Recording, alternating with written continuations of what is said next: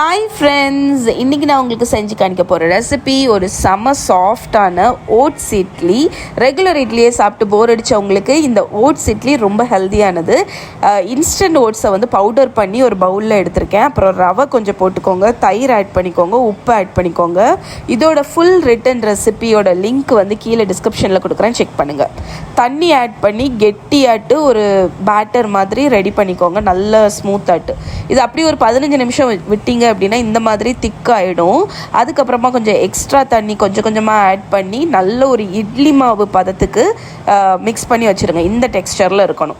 இப்போ இதில் துருவின கேரட்டு, அதுக்கப்புறம் கொத்தமல்லி கீரை, நீங்கள் வேணும்னா பச்சை மிளகா, பீன்ஸு, எந்த வெஜிடபிள் வேணாலும் ஆட் பண்ணிக்கலாம். இதுக்கு ஒரு சின்ன தாளிப்பு ரெடி பண்ணிடலாம். எண்ணெயில் உளுத்தம்பருப்பு, கடுகு, கருவேப்பிலை தாளிச்சிட்டு அதை வந்து நம்ம மிக்ஸ் பண்ணி வச்சுருக்கோம்ல அந்த பேட்டரில் ஊற்றிடலாம். இது வந்து எக்ஸ்ட்ரா தான், உங்களுக்கு வந்து ஒரு ஃப்ளேவர் கொடுக்கறதுக்கு வேண்டி தான். இப்போ நம்ம பேட்டர் வந்து ஆல்மோஸ்ட் ரெடி ஆகிடுச்சு. ஒரே ஒரு ஸ்டெப்பு தவிர நம்ம என்ன போட போகிறோம்னா ஈனோ ஃப்ரூட் சால்ட், இல்லைன்னா சோடா உப்பு.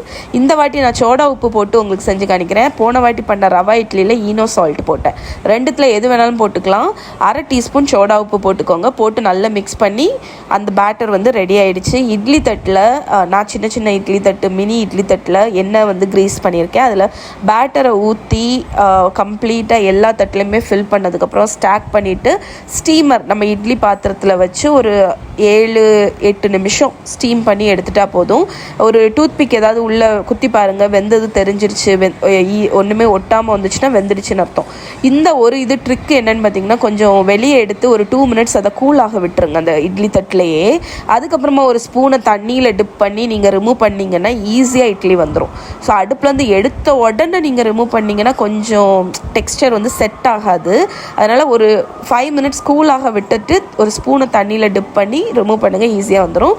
இதுக்கு கூட தேங்காய் சட்னி, தக்காளி சட்னி, சாம்பார் எது வேணாலும் சர்வ் பண்ணலாம். ரொம்ப நல்லாயிருக்கும், ரொம்ப டேஸ்டியாக இருக்கும். இதோட ஃபுல் ரிட்டன் ரெசிபி கீழே டிஸ்கிரிப்ஷனில் இருக்குது, மறக்காமல் செக் பண்ணுங்கள்.